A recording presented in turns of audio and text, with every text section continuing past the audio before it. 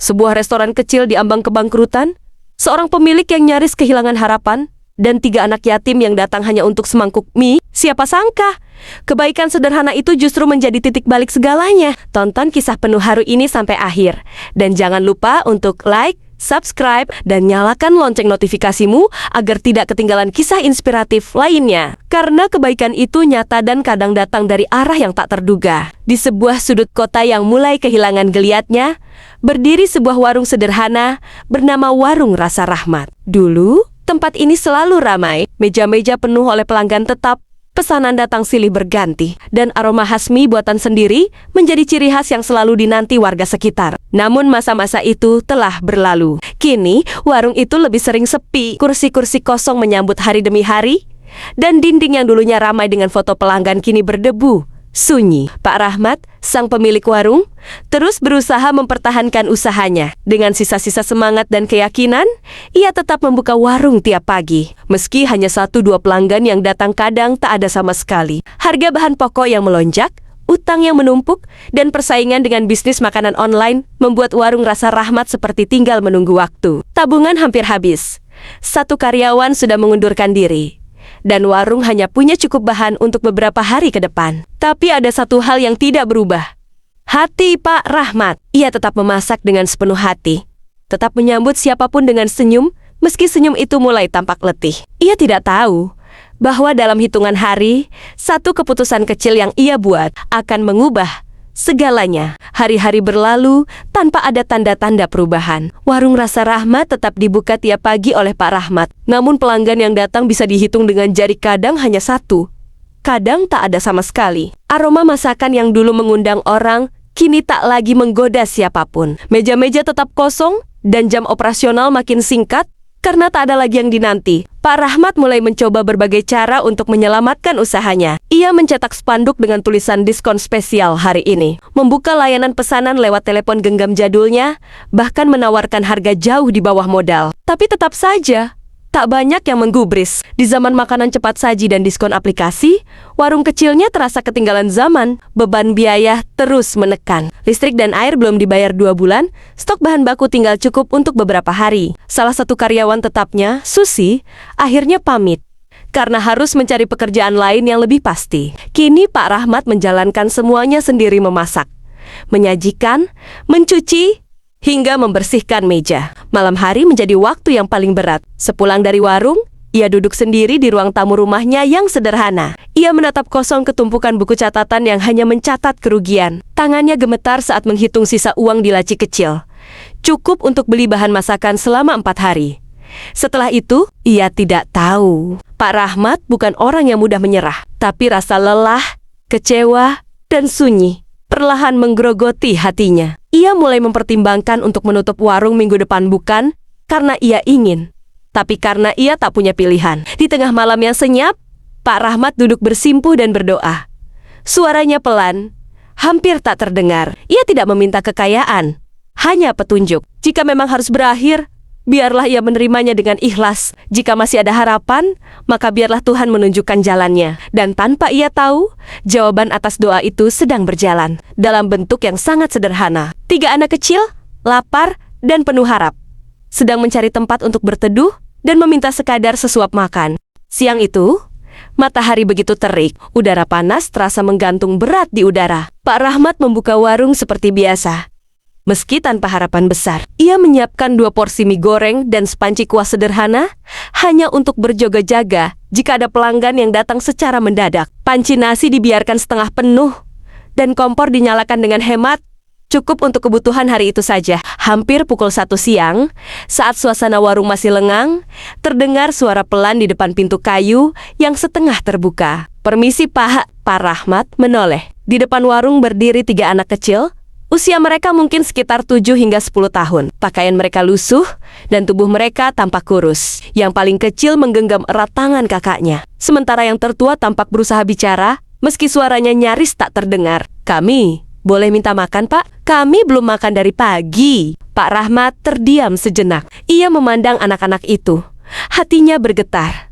Ia tahu ia sedang berada di ambang keputusasaan. Warungnya hanya memiliki cukup stok untuk beberapa hari ke depan. Memberi 3 mangkuk mie gratis artinya kehilangan satu hari bahan makanan. Namun, ia juga tahu ia tidak sanggup menolak tatapan lapar seperti itu. Tanpa berkata banyak, Pak Rahmat mengangguk pelan dan mempersilahkan mereka masuk. Duduk ya.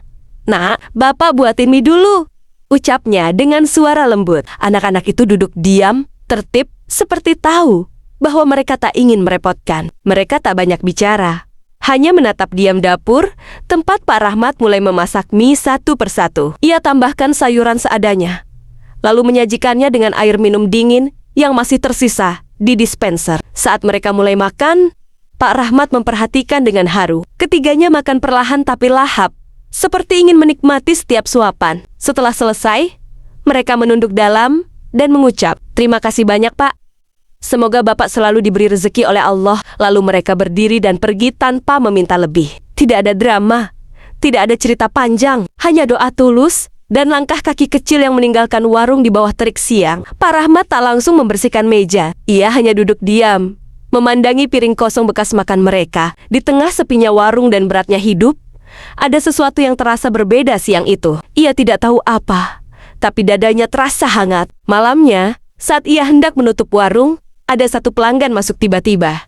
Lalu keesokan harinya, dua orang datang lagi. Tak lama berselang, seseorang mengetuk pintu dengan kamera ponsel menanyakan apakah benar ini warung yang memberi makan gratis kepada anak-anak yang kelaparan. "Dari mana tahu?" tanya Pak Rahmat. Salah satu anak itu cerita di akun sosial milik komunitas. Kisahnya viral, Pak. Pak Rahmat tertegun. Ia tidak menyangka. Ia bahkan tak tahu apa arti viral secara pasti.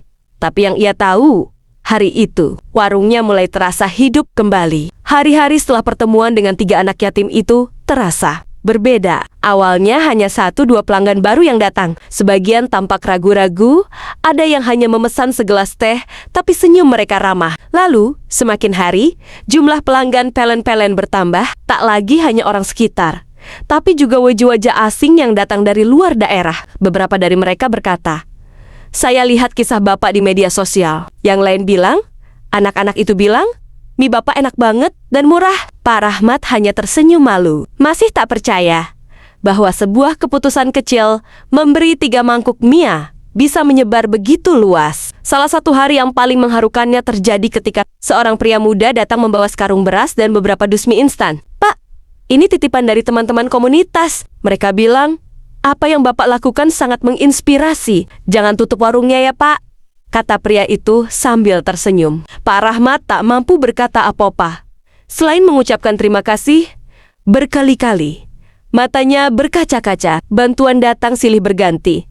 Ada yang menyumbang bahan makanan, ada yang membayar 2 kali lipat harga makanan, dan ada juga yang menawarkan kerjasama untuk promosi online secara gratis. Yang paling menyentuh beberapa pelanggan meminta dibuatkan kotak donasi mie untuk anak yatim. Mereka ingin setiap mangkuk mie yang disantap di warung ini juga bisa menjadi jembatan rezeki bagi yang membutuhkan. Kini, warung Rasa Rahmat tak hanya hidup kembali, ia menjadi tempat yang hangat dan penuh arti. Suasana yang dulu sepi, kini berganti tawa, obrolan ringan, dan deru suara panci dari dapur. Aroma mie khas racikan Pak Rahmat kembali memenuhi ruangan, membawa rasa nostalgia bagi pelanggan lama dan kehangatan bagi yang baru. Tapi di balik semua itu, Pak Rahmat tahu, semua ini bukan soal mie, bukan soal viral, bukan soal keuntungan. Semua ini berawal dari satu hal kecil.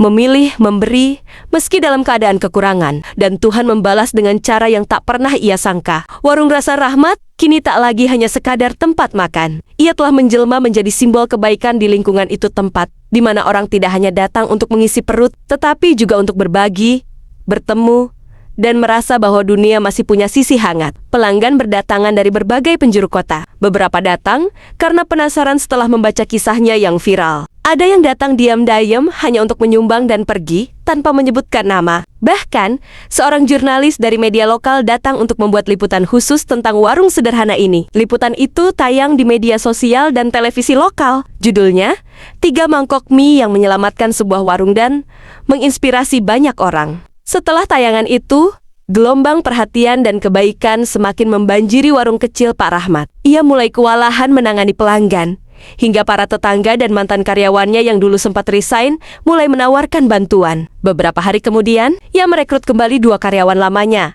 dan menambah satu orang baru anak muda dari panti asuhan yang pernah dibantu warung itu. Pak Rahmat tak pernah menyangka bahwa keputusan spontan dan tulusnya di hari yang penuh tekanan kini telah mengangkatnya dari jurang keputusasaan ke puncak harapan. Pada suatu sore, warung itu penuh sesak, meja-meja penuh pelanggan, dapur sibuk, dan antrean di luar mulai mengular. Di tengah hiruk-pikuk itu, Pak Rahmat berdiri di balik kasir. Ia memandang sekeliling, diam-diam menghela napas dalam. Bukan karena lelah, tapi karena takjub. Ia teringat hari itu, saat 3 anak kecil berdiri di depan pintu dengan wajah kelaparan. Saat ia memberi tanpa banyak berpikir. Saat ia merasa semua sudah akan berakhir. Kini, warung itu bukan hanya bertahan, ia tumbuh menjadi hidup kembali. Tapi yang paling menyentuh di tengah segala kesibukan, anak-anak yatim yang dulu datang, kini sering mampir. Kadang membantu mencuci piring, kadang hanya datang untuk menyapa dan tertawa bersama.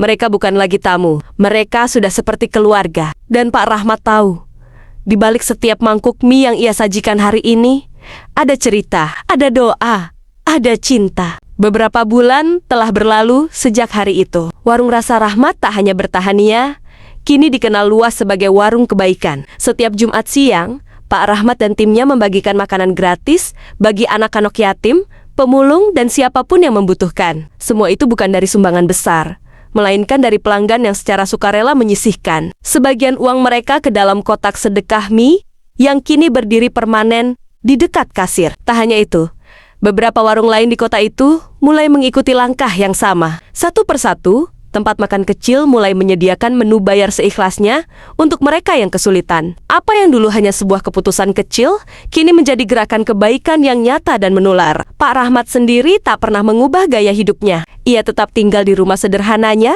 bangun pagi, memasak sendiri, dan menyapa pelanggan dengan senyum yang hangat. Tapi dalam hatinya, ada sesuatu yang berubah. Ada keyakinan baru bahwa kebaikan meski kecil dan sunyi selalu menemukan jalannya untuk kembali. Suatu malam, setelah warung tutup, Pak Rahmat duduk sendirian di bangku panjang dekat dapur. Langit cerah dan bintang-bintang bertaburan di atas sana. Ia menyesap teh hangat pelan-pelan, sambil mengingat kembali hari saat ia merasa akan kehilangan segalanya. Di sampingnya, sebuah gambar yang dibingkai dengan sederhana tergantung di dinding foto 3 anak kecil sedang tersenyum di depan warung, memegang mangkuk mie. Di bawahnya, tertulis, 3 mangkuk mie, 1 keajaiban, banyak harapan. Ia menatapnya lama, lalu tersenyum kecil. "Aku nggak jadi tutup warung, Bu," bisiknya dalam hati, seolah berbicara pada mendiang istrinya. Ternyata, kita cuma perlu satu alasan untuk bertahan. Dan Tuhan ternyata nggak pernah pergi. Lampu warung pun dipadamkan. Tapi cahaya dari kisah itu akan terus menyala.